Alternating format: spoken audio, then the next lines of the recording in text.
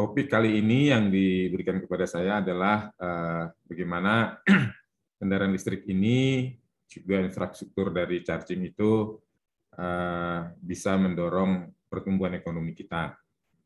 Nah, background saya adalah energi, maka nanti mungkin lebih detail kalau pertanyaan-pertanyaannya terkait dengan energinya begitu.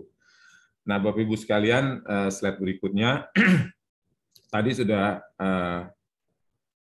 disampaikan oleh Pak Dirjen maupun Pak Johannes maupun Pak Bob. Bisa pindah ke slide berikutnya, minta tolong panitia ya.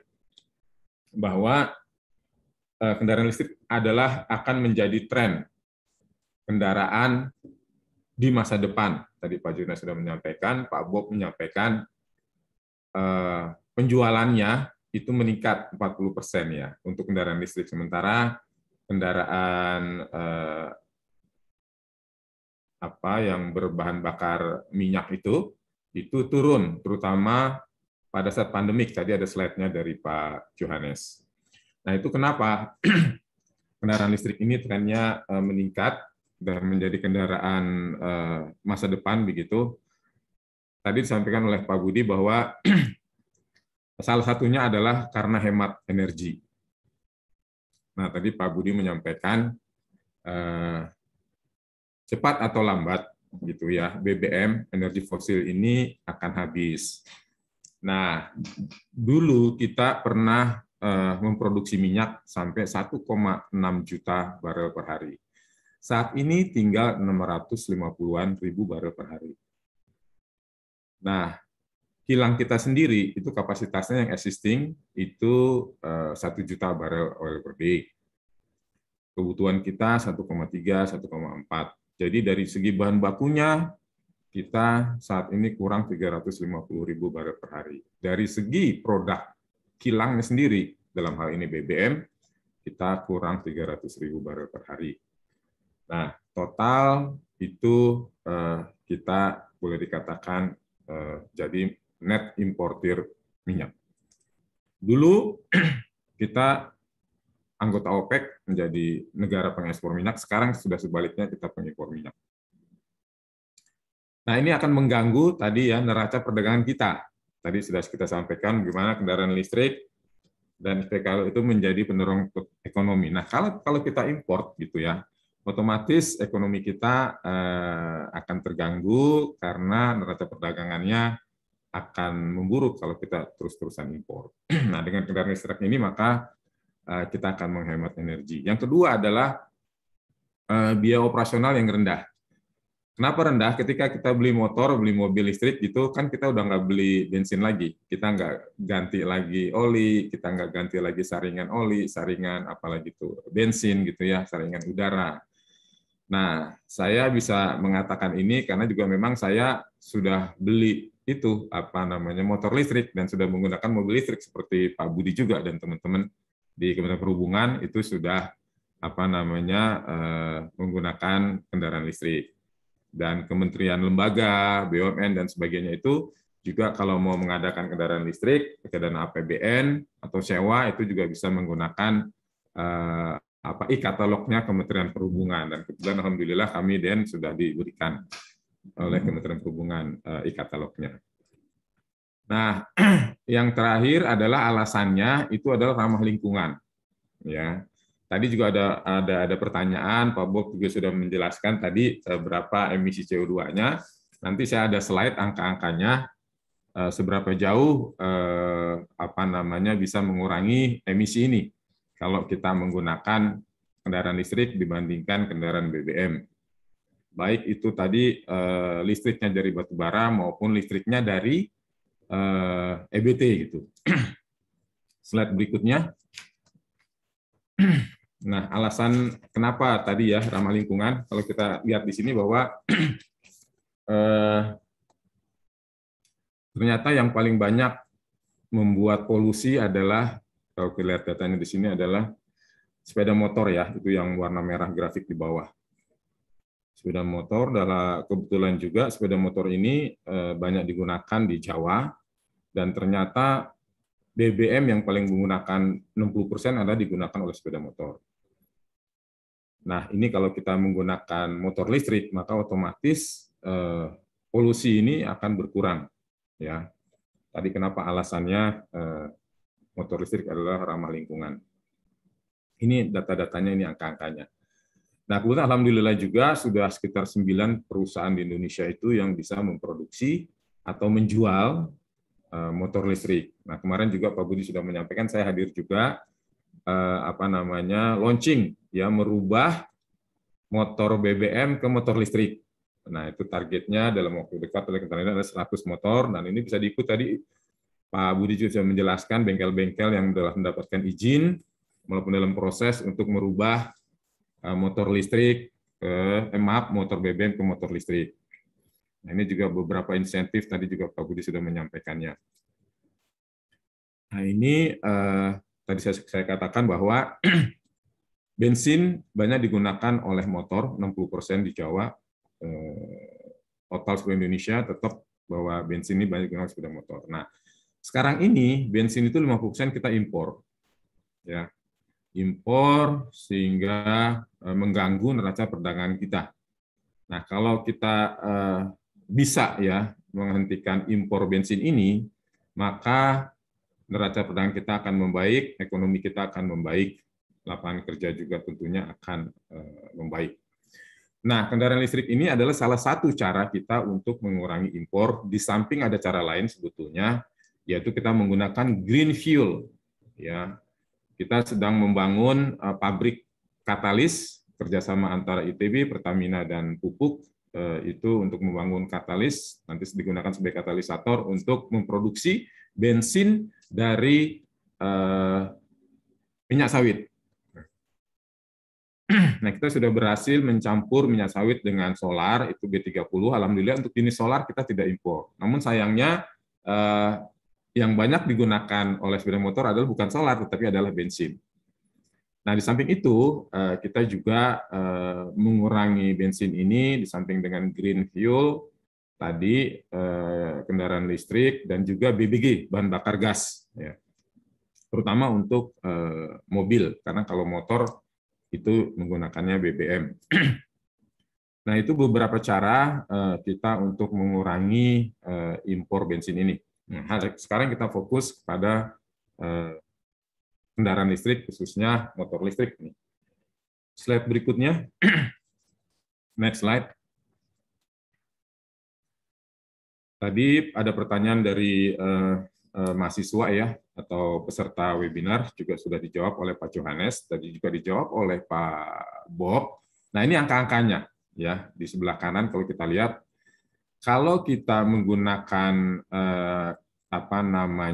kendaraan listrik menggunakan bahan bakar fosil, BBM dalam hal ini, itu kalau kita lihat emisinya adalah 4.100 kg ya, per 19.000 km. Ya, emisi CO2-nya. Nah, kalau kita menggunakan kendaraan listrik, tetapi listriknya dari pembangkit batu bara, tadi Pak Bob sudah mendetailkan hitung-hitungannya, itu sekitar 1.300 kg dengan jarak tempuh 19.000 km. Nah, kalau ya tadi kan Pak Yohanes mengatakan percuma aja kalau listriknya dari batu bara, tetapi ini kalau lihat angka-angkanya tetap dapat mengurangi. Nah, Pak Jonas tadi mengatakan yang terbaik adalah listriknya itu dari renewable. Nah, kalau dari renewable otomatis emisinya tidak ada. Nah, saya kebetulan atau pemerintah Indonesia itu sedang menggalakkan EBT ya untuk listrik. Targetnya 23% di 2025, saat ini baru mencapai 11,2%. Saya sudah pasang solar cell di rumah, di atap rumah. Nah, rencana dalam waktu dekat di atap garasi. Nah, ini saya bisa mengecas motor listrik saya, mobil listrik saya itu dengan pada siang hari dengan EBT, dengan solar cell. Nah, di kantor juga, di kantor saya ini bisa dilihat kita sudah pasang di lahan parkiran itu, baik maupun di atap gedung itu solar cell, sehingga saya bisa ngecas mobil listrik saya dengan home charging tadi yang otomatis diberikan oleh Hyundai. Kalau kita beli mobil listrik maka kita diberikan 2 charging. Bisa charging di rumah sama charging di home charging di kantor gitu. Jadi kita tidak perlu cari SPKLU, kita bisa mengecas di rumah maupun di kantor. Itu siang hari saya charge udah dari EBT gitu. Nah, ini bisa emisinya bisa 0. Slide berikutnya. Nah, kebetulan juga ini Bapak Ibu sekalian hadirin, secara kebetulan dunia sekarang ini sedang menuju transisi energi. Ya. Juga dunia juga sedang menuju ke net zero emisi, di mana kita akan movable dari energi fosil ke energi yang lebih bersih, yaitu EBT. Nah, di tengahnya adalah kita menggunakan gas. Gas itu emisinya lebih rendah. Dan ini adalah target-target kita, Sustainable Development Goals kita untuk transisi energi maupun net zero emisi. Nah, net zero emisi itu bukan berarti kita tidak menggunakan energi fosil ya. Tetap kita punya kilang, kita maksimalkan produk kilang kita. Kita tetap menggunakan energi fosil yang ramah lingkungan dengan teknologi CCUS dan sebagainya itu. Dengan gas juga kita campur juga antara renewable dan fosil dengan B30 itu, dan kita tingkatkan EBT-nya. Nah, jadi kalau katakan kita menggunakan 50% fosil, 50% EBT, maka netnya itu adalah zero emisinya. Jadi polusi yang dikeluarkan oleh fosil dikurangi dengan EBT yang kita produksi. Nah, itu boleh dikatakan itu net zero. Jadi tetap masih ada emisinya, tetapi sudah zero netnya itu. Ini target kita di 2060 ke atas gitu. Tapi kalau kita dengan upaya-upaya akselerasi seperti adanya Perpres 55/2019 mempercepat kendaraan listrik, maka kemungkinan bisa lebih cepat lagi kita untuk menuju net zero emisi. Kalau kita menggunakan green fuel, gas, gitu ya, listriknya juga dari EBT, maka kita akan lebih cepat untuk menuju net zero emisi. Dunia sekarang sedang membicarakan ini. Slide berikutnya. Nah, tadi Pak Bob sudah juga menyampaikan angka-angka kenaikan kendaraan listrik. Tadi slide saya pertama juga adalah kendaraan masa depan. Kalau kita lihat di dunia, itu grafik sebelah kanan warna hijau itu adalah tren kenaikan penjualan atau penggunaan pemanfaatan kendaraan listrik. Itu kalau kita lihat angkanya sudah mencapai 5,4 juta ya. Sementara kendaraan internal combustion engine atau berbahan bakar minyak ini terus menurun. Nah, paling besar adalah penggunaannya di Norway. Kenapa di Norway banyak? Karena insentifnya dari pemerintah, subsidinya juga besar gitu. Jadi ini tergantung daripada misalnya di Indonesia, oke, sekarang kendaraan motor misalnya harganya 16 juta. Oke, masyarakat yang beli motor listrik harganya 7 juta misalnya, sehingga disubsidi 50%. Nah, ini bisa cepat begitu juga dengan mobil listrik gitu ya. Karena kan sekarang mobil listrik masih relatif lebih mahal, tapi untuk motor itu harganya sudah bisa bersaing. Slide berikutnya. Nah, secara kebetulan juga ya Bapak Presiden, ya politik luar negeri kita adalah bebas aktif, artinya kita aktif turut mendukung komitmen internasional kita untuk lingkungan lebih bersih. Ada COP waktu itu di Paris Agreement 2015, kemudian 2016 kita tuangkan kesepakatan kita ratifikasi dalam Undang-Undang Nomor 16 2016 tentang pengurangan emisi gas rumah kaca. Itu di 2030 25% dari business as usual dengan upaya kita sendiri, kita kendaraan listrik, kita gas kita tingkatkan, kita menggunakan green fuel ya. Itu bisa mengurangi 25% 2030 dan 41% dengan dukungan internasional. Jadi kalau internasional itu membantu kita, memberikan subsidi, memberikan macam-macamnya itu bantuan lah ya kira-kira, itu maka bisa mencapai 41% pengurangan gas rumah kaca di Indonesia. Itu kita persetujuannya sudah kita tanda tangani melalui undang-undang Bapak Presiden. Di DEN sendiri itu kita telah menyusun kebijakan energi nasional melalui PP nomor 79 2014 dan juga RUEN tahun 2017 Perpres nomor 22 di mana roadmap daripada transisi energi kita menuju net zero emisi. EBT kita 23% di 2025 dan 31% di tahun 2050. Nah, 2060 kita punya target lebih ambisius lagi untuk mencapai net zero emisi. Ataupun aksi mitigasinya adalah kita mencoba untuk budget subsidinya itu kita gunakan untuk misalnya pembangunan infrastruktur. Ya, alhamdulillah dulu kita sebelum Pak Jokowi jadi presiden itu subsidi BBM kita tuh 300 triliunan. Nah, sekarang sudah di bawah 100 triliun ya, 50-an lebih kurang triliun. Nah, budget subsidi itu 250 triliun kita gunakan untuk membangun infrastruktur jalan gitu ya. Nah, mudah-mudahan juga bisa membangun infrastruktur ekosistem kendaraan listrik, baik itu pabriknya, pabrik baterai maupun SPKLU maupun kendaraan listrik itu sendiri untuk memberikan insentif, berbagai insentif untuk kendaraan listrik. Slide berikutnya. Slide berikutnya. Nah, di dalam PP itu sendiri, PP Kebijakan Energi Nasional tahun 2007, nomor 7 tahun 2014 disebutkan bahwa pengelolaan energi yang berkeadilan, berkelanjutan, dan berwawasan lingkungan. Nah, dalam rangka mewujudkan kemandirian nasional dan ketahanan energi nasional berdasarkan kedaulatan energi dan nilai ekonomi yang berkeadilan. Nah, ini kata-kata ini menggunakan makna yang dalam, baik itu sebagai kelanjutan energi, kemandirian energi negeri kita, pemanfaatan energi yang lebih adil bagi masyarakat, dan ujung-ujungnya adalah menuju ke keadilan ekonomi bagi seluruh rakyat Indonesia.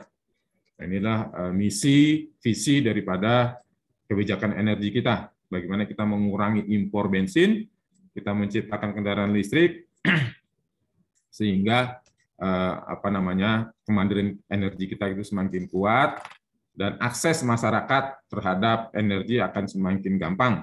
Sebab kalau kita impor, negara pengimpornya ada masalah, katakan pernah terjadi pemboman di mana? Di kilang-kilang di Timur Tengah, maka kita kewalahan.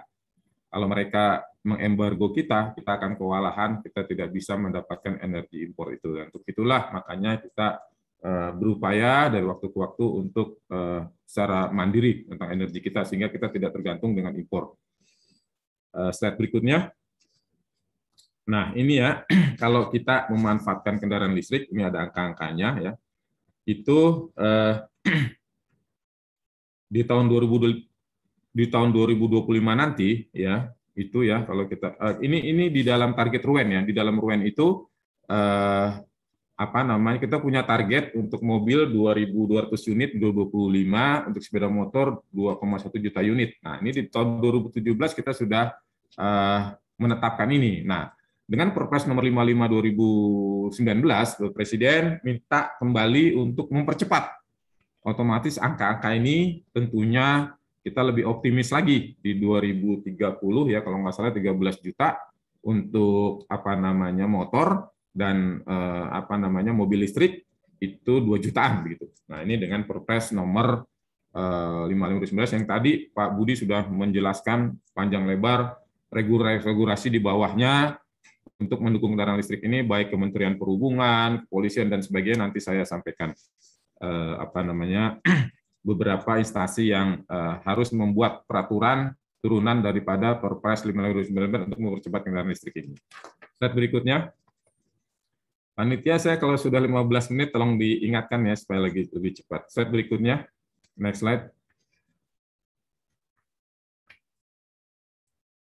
Nah, ini kalau kita lihat ya, di tahun 2025, kira-kira kebutuhan bahan bakar kita itu 244 juta barel. Nah, perkiraan kebutuhan bahan bakar, slide sebelumnya,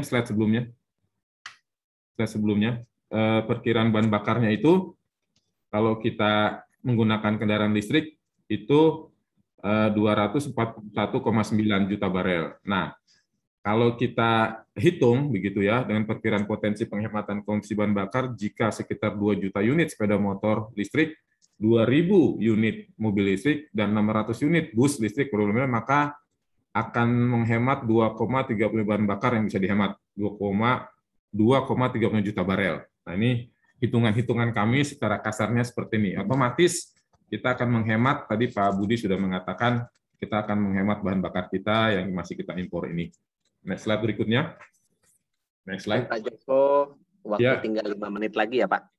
Oke. Next slide, saya cepat-cepat saja. Slide berikutnya. Nah, ini saya cuma menunjukkan satu poin aja di sini, bahwa Indonesia itu mempunyai potensi nikel yang terbesar di dunia. Nah, otomatis kalau kita membangun pabrik baterai yang bahan bakunya sebagian besarnya adalah nikel, maka kita bisa ekonomi kita ya, kita akan menjadi hub tadi disampaikan oleh Pak Johannes gitu, slide-nya, kita akan menjadi nih ya negara yang diperhitungkan secara ekonomi menjadi hub di ASEAN dan di beberapa negara untuk pertumbuhan ekonomi kita menggunakan nikel dan membangun baterai di Indonesia. Karena baterai adalah komponen terbesar daripada kendaraan listrik. Slide berikutnya. Next slide. Next slide, please. Nah, ini tadi sudah disampaikan oleh risetnya oleh Pak Johannes. Saya teruskan terus saja slide berikutnya. Kita akan menjadi hub nanti di dunia untuk kendaraan listrik. Slide berikutnya. Next slide.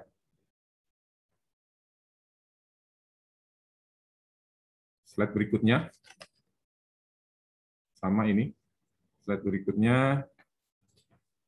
Slide berikutnya. Next slide, please. Nah, ini komponen ya. Kalau komponen, nanti kita akan juga mengurangi komponen. Maaf, slide berikutnya. Komponen daripada kendaraan listrik dibandingkan dengan slide sebelumnya, dengan kendaraan, ya ini cukup, nah dengan kendaraan internal combustion, itu kita akan banyak menghemat komponen. Nah, komponen kita hemat ini kita jadikan kompak menjadi baterai, kita akan menjadi negara terbesar nanti memproduksi baterai, baik kita gunakan sendiri maupun untuk ekspor. Nah, ini akan menjadi pertumbuhan ekonomi kita, penyerapan tenaga kerja kita. Slide berikutnya. Next slide, tadi sudah disampaikan kita berharap menjadi hub ini ya di ASEAN, kita Indonesia akan kita ekspor kemana-mana baterai kita. Slide berikutnya. Slide berikutnya ini adalah kita belajar dari negara-negara lain yang sudah sukses menciptakan ataupun melakukan secara besar-besaran. Beberapa kita perlu pelajari ya ekosistem kendaraan listrik. Tadi sudah disampaikan juga oleh Pak Bob. Kita bandingkan sehingga kita bisa mencontoh, misalnya insentif tadi ya. Nanti panitia bisa menge-share ini ke para hadirin, karena waktunya juga mepet, saya cepat saja. Ini bisa dilihat, ini komparisi, supaya kita bisa belajar dari negara-negara lain ya. Apa yang dilakukan sehingga bisa mempercepat pemanfaatan kendaraan listrik. Slide berikutnya. Slide berikutnya adalah peta jalan Indonesia 4.0 untuk otomotif. Ini sudah ada Perpres 55, ada PP 73 tentang pajak penjualan dan sebagainya. Tadi sudah sampai dijelaskan secara detail oleh Pak Budi. Peraturan Menteri Perhubungan itu banyak sekali, peraturan Menteri SDM, Mendagri di kepolisian, kendaraan listrik sudah bebas train one, platnya juga beda dari kepolisian ya. Next, selanjutnya aja, next slide. Next slide. Nah, memang ada kelemahan di Perpres nomor nomor 55 bahwa kita dituntut TKD-nya besar sekali gitu. Nah, kita belum begitu siap. Nah, maka Kementerian Perindustrian, slide berikutnya, ini adalah roadmap kita untuk tahap-tahapan untuk kendaraan listrik. Ya, dari mulai kita import, nanti kita memproduksi sendiri, ya, sebagian besar. Nah, ini tadi juga sudah disampaikan ini oleh Pak Budi, saya kira.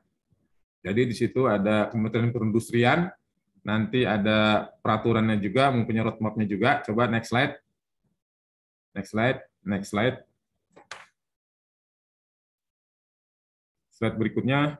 Nah, inilah roadmap dari Kementerian Perindustrian, langkah-langkah untuk memproduksi kendaraan listrik, baik itu kendaraannya maupun komponennya maupun baterainya, melalui tentunya peraturan Menteri Perindustrian nomor 27 tahun 2020. Ya, jadi masing-masing kementerian membuat regulasi turunan dari Perpres nomor 55 2019. Slide berikutnya. Next slide.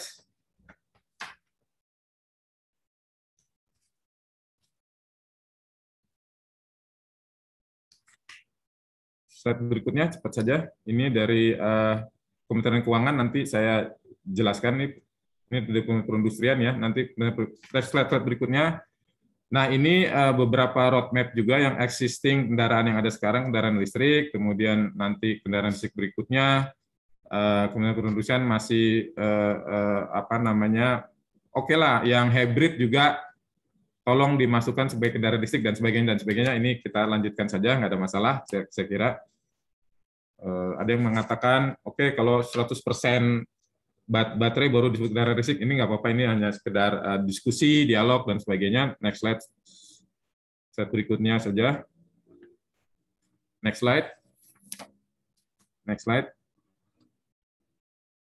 Slide berikutnya ya, ini ada Kementerian Dalam Negeri berperan juga untuk memberikan insentif biaya balik nama dan sebagainya. Kementerian Perhubungan tadi banyak sekali Pak Budi sebelumnya Kementerian Perhubungan, Kementerian Perindustrian, Kementerian SDM untuk SPKLU. Slide sebelumnya ada juga Kementerian Lingkungan Hidup. Nah, tadi kan ada yang menanyakan tentang slide sebelumnya. Nah, ini Kementerian Lingkungan Hidup juga akan membuat regulasi mengenai tadi baterai yang sudah tidak terpakai supaya tidak menambah sampah. Ini nanti juga Kementerian Lingkungan Hidup sedang hampir selesai gitu apa namanya tentang amdalnya untuk baterai-baterai yang sudah tidak dipakai lagi. Itu akan diolah kembali, regulasinya sedang disiapkan, juga uji-uji daripada laboratorium dan sebagainya, kajiannya, pilot project-nya sedang dikerjakan oleh Kementerian Lingkungan Hidup ya. Nah, yang paling penting sekarang adalah Kementerian Keuangan. Next slide.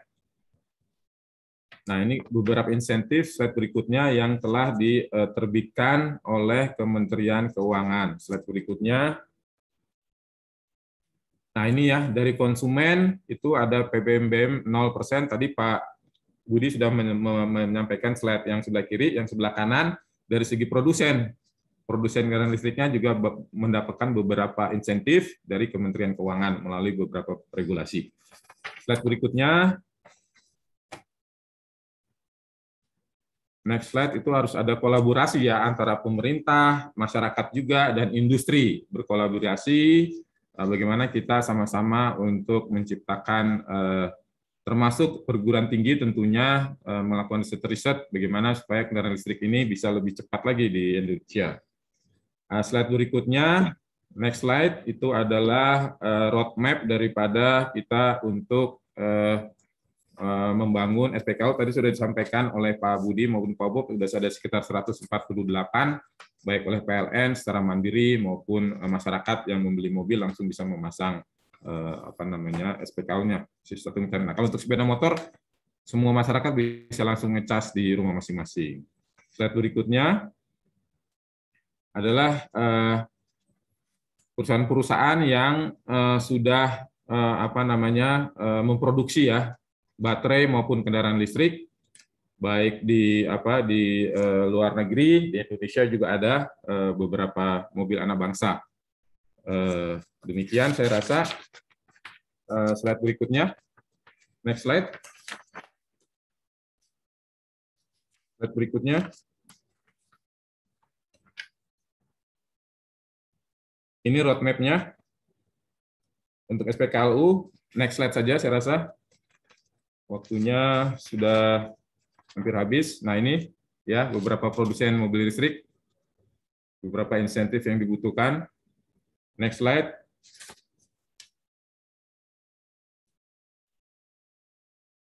Slide berikutnya, ini ada tanda tangan. Ya, ada Pak Bob juga itu, saya rasa yang di tengah, kerjasama dengan produsen Hyundai, dengan Grab, dengan Gesit, sudah kita launching. Next slide adalah saya rasa selesai. Mohon maaf, ini waktunya hampir 20,5 jam. Lebih kurangnya mohon maaf. Assalamualaikum warahmatullahi wabarakatuh. Waalaikumsalam warahmatullahi wabarakatuh. Terima kasih Pak Joko Siswanto atas paparannya. Baik, kita langsung, ini udah ada panitia sudah menyiapkan, ada yang bertanya di kolom chat nih Pak Joko. Silakan panitia untuk ditampilkan. Kita tampilkan 1-2 pertanyaan dulu sebelum nanti kita sama-sama maju ke session berikutnya. Silakan. Baik, yang pertama dari Johannes Wesley Sigalingging dari Jakarta, dari Kementerian Perdagangan. Oke. Satu pertanyaan ini kebetulan ditanyakan oleh 2 orang ya. Jadi Teguh Kristianto dari USU juga. Bagaimana kebijakan yang diambil pemerintah agar dapat membuat industri terintegrasi dan bagaimana memproyeksikan dampak banyaknya kendaraan listrik nanti, di mana di saat yang sama kita juga ingin mengurangi kemacetan. Bagaimana komentar Pak Joko? Silakan Bapak. Ya, kalau saya pribadi sih berharap ya, ini kan masalah yang disoroti kan ini masalah kemacetan ya. Nah, saya melihat kalau ya sekarang ini orang yang pakai motor lah, motor saya prioritas motor dulu deh. Semua pengguna motor itu menggantikan motornya yang dimiliki itu dengan motor listrik, maka ini kan bukan berarti kendaraan listrik itu menambah jumlah ya, tetapi menggantikan gitu. Nah, kalau menggantikan kan ini tidak seperti yang mungkin barangkali orang berpikir, oh dengan ada yang kendaraan listrik makin besar berarti kendaraan tambah banyak. Enggak begitu ya. Kalau saya sih berpikirnya berharap jadi tergantikan. Jadi mobil yang sekarang atau motor yang sekarang itu yang BBM digantikan listrik, sehingga proyeksi kemacetannya adalah itu ya normal saja begitu loh. Normal dalam artian ini adalah ada pengaturan yang lain, misalnya ya kan di Jakarta sendiri ada ganjil genap, pernah juga ada 3 in 1 gitu ya. Nah, hal-hal seperti ini juga ada busway, ada MRT gitu. Itu hal-hal yang untuk mengurangi kemacetan. Sedangkan kita di sini adalah fokusnya adalah bagaimana kendaraan BBM-nya itu digantikan dengan kendaraan listrik. Sedangkan untuk kemacetan itu barangkali ada cara-cara lain ya yang terus dilakukan oleh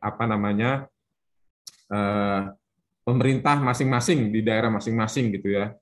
Di DKI kan ada ganjil genap, ada 3 in 1, ada dan lain-lain gitu loh. Demikian Pak untuk menjawab kalau soal kemacetan ya. Terima kasih.